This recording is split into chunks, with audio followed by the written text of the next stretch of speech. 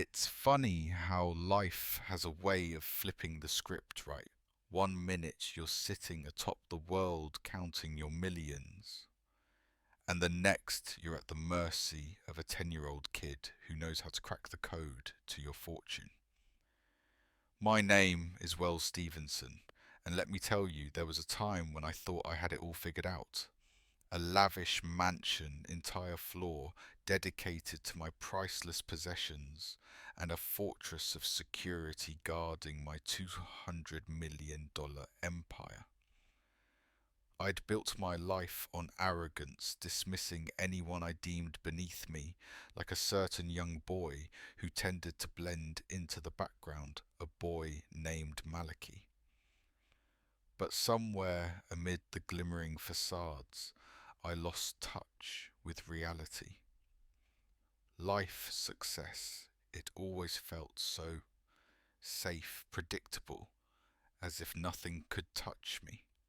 But that was before the universe decided it was time for a wake-up call, one that would come crashing in, not with a bang, but with a whisper from a child who had seen too much and said too little. Yeah, I was the guy who made jokes at my staff's expense, convinced anything less than the best was simply undeserving. I thought I was untouchable, insulated from the world outside my gilded cage. Little did I know the weight of my dismissals was about to come crashing down. This isn't just a story of wealth. It's a journey through the very heart of pride of privilege and the consequences that come when you underestimate those you consider invisible. And trust me, that moment would change everything. 6 months ago, everything changed. In the grandiose halls of his mansion, surrounded by more gold and marble than anyone could ever need, Wells Stevenson seemed untouchable. But that very arrogance, that relentless obsession with security, was a ticking time bomb. Not even the best locksmiths in the world can touch the Waldy's Ultra Safe, he'd boast, slurring his words through a haze of whiskey. What's a little boy like you know about it anyway? He glared at me as if I were just a shadow on the wall, a nuisance invisible. You think you're clever, huh? You in your hand-me-down clothes. You'll never stand a chance. But oh, how little he knew. Humiliation can ignite a fire that refuses to be snuffed out. As I stood there, heart pounding, I began to hate the way he tossed my mother and me aside like trash.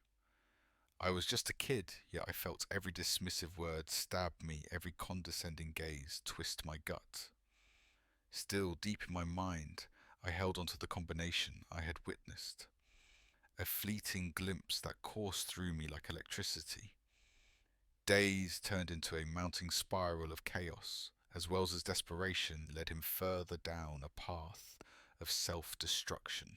Each failed attempt to crack his own safe chipped away at the empire he thought was impenetrable. "I'll make you pay for this!" he shouted at anyone who dared suggest they might need help. His world felt like it was closing in around him, and yet he never once realized it was bursting at the seams. A fragile tapestry woven with fear and hubris. Then came that fateful day when despair reached its pinnacle. Wells stood shaking in a room filled with experts, his bravado stripped away, his arrogance flickering like a dying flame. "You worthless fools! This is a disaster! You think I can't figure this out myself?" His voice cracked, vulnerability seeping into the edges like the cracks forming in his carefully crafted facade. Something in me stirred. This moment, the culmination of my pain and his monstrous hubris, beckoned me. As I felt the weight of his disdain and the urgency of a chance to reclaim my own dignity, a surge of defiance swelled within me. I couldn't ignore it any longer. I took a breath and stepped forward, ready to challenge everything and everyone who ever looked down on me. I had something they didn't knowledge, and no matter how small I was, I refused to let that knowledge wither into nothing. It was time to show them exactly what I was made of. Things started to spiral fast, right? Wells's initial bravado crumbled like a cheap suit as each failed attempt to crack that safe only drove him deeper into his own madness. He threw money at experts, specialists, locksmiths, you name it, he had them. I mean, can you picture it? A billionaire pacing his mansion like a caged lion, shouting instructions, all while clutching a bottle of bourbon like it was his only friend. Just one more hour, he'd yell, slurring a symphony of frustration. Those poor guys were sweating bullets, and honestly, I've never seen more grown men nearly in tears over a lock. But back to Malachi. Here's this kid who's routinely made to feel like a ghost in the Sethenson mansion. One minute he's in a corner listening to the chaos, and the next he's got this revelation brewing in his mind. The combination of that $200 million safe buzzing around like a wasp. Yet there he was, battling his own self-doubt, grappling with the weight of expectation. Picture it, a 10-year-old kid feeling like he has to save the world while just trying to figure out if he can put one foot in front of the other. And the public, oh boy. The glares directed at Malachi's mother Paige whenever she tried to encourage him, like they thought she was the crazy one. Why would you let him think he could actually do this, they said, as if she'd signed him up for a circus show. The laughter was sharp, mocking a biting reminder of the weight of history pressing down on their shoulders. But there was a spark in Malachi's eyes, a flicker of resolve amidst the chaos. He didn't need to prove them right or wrong. He needed to prove to himself that he mattered.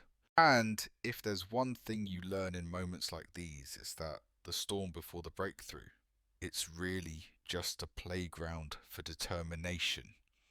The room was heavy with tension. Wells, cornered by his own arrogance, stared down at the safe. Every tick of the clock echoed his desperation. And then Malachi stepped forward. Heart racing, he silenced his fears. No more hiding. I can open it, he said, voice trembling yet resolute.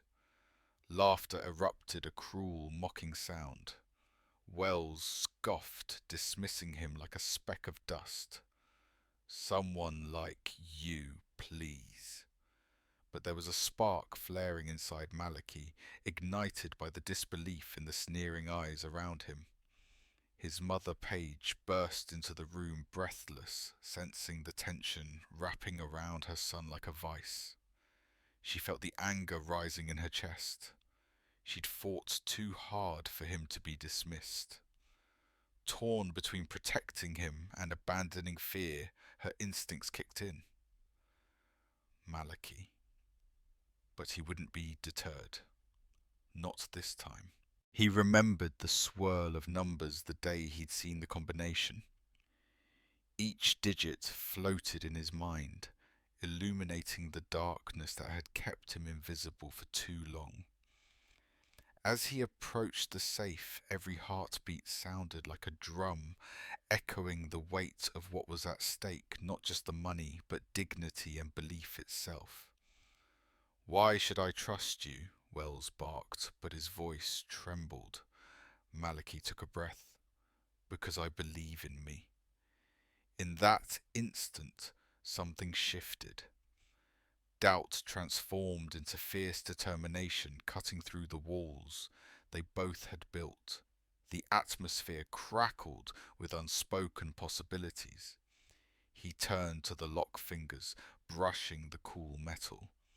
The world shrank. Nothing mattered except this moment, the chance to prove himself, to challenge the very hands that had tried to crush him. The gears inside the safe whirred. With each rotation, Maliki felt bolder, like a flame catching fire. Come on, come on. There was silence, a beat that stretched on. Then a soft click. The safe door creaked open, revealing all that wealth, but it also unlatched something much bigger: hope, courage, and a chance to rise up. In that moment, everything changed. As the heavy door of the Waldis Ultra Safe swung open, the room fell into a stunned silence. The kind of stillness that amplifies every heartbeat. Maliki stood there, the combination spinning in his mind, a simple melody of numbers that had once seemed so distant, now a triumphant anthem of undeniable victory. Wells Stevenson's face paled, the vibrant arrogance vanishing, replaced by the stark realization of his own vulnerability. All eyes were on Maliki, the invisible boy who had surged into the light when everyone least expected it. The crowd in the room, the financiers and reporters who had formerly laughed behind closed doors, now murmured his name with newfound reverence. His small hands trembled slightly, not from fear, but from the weight of what he had just achieved. The pile of money glittered like a treasure chest of dreams. Yet the real fortune lay in the courage that sparked it all. With a shaky breath he turned to Wells, who was sputtering in disbelief, his empire crumbling around him. Malachi's mother, Paige, moved closer, pride swelling in her chest as she watched her son transform before her very eyes. And in that pivotal moment, she saw not just Maliki, but the possibilities of their future. The world would no longer be allowed to ignore them. As videos of the spectacle went viral, exposing Wells's hypocrisy and arrogance, the billionaire was left standing at the edge of his own downfall, the threads of justice stitching tightly around his past misdeeds. Maliki felt the weight of pain and triumph swirling within as he caught a glimpse of a headline on his mother's phone: the boy who opened the safe and closed the door on injustice. In that shared silence, an unspoken understanding filled the room. Victory isn't measured by wealth or power, but by the strength to rise against prejudice and reclaim one's narrative. As the dust settled, Maliki realized that success doesn't make the scars disappear. It merely makes each mark a badge of honor. In this moment, he not only stepped into the light, but also kindled a fire in the hearts of many who dared to dream of a world where justice holds true, echoing long after the final applause fades. As we close the chapter on this remarkable journey, it's impossible not to reflect on the transformation that has unfolded. Wells Stevenson, once a titan of arrogance, crumbled under the weight of his own empire. In contrast, Maliki, a mere boy deemed invisible by the world, emerged not just as a key holder, but as a beacon of hope and defiance. This tale reveals a profound truth. Power is a fragile illusion, easily shattered by a single act of courage. What does this teach us about trust and revenge? Society often debates whether revenge ignites justice or perpetuates cycles of pain. We saw Wells dismiss Maliki and his mother, believing he owned their worth. Yet it was Maliki's bravery that challenged not just Wells's authority, but also the entrenched biases that shield those in power. It's unsettling to ponder, when do we draw the line between seeking justice and opting for revenge? Can we, like Maliki, rise above the bitterness to reclaim our narratives?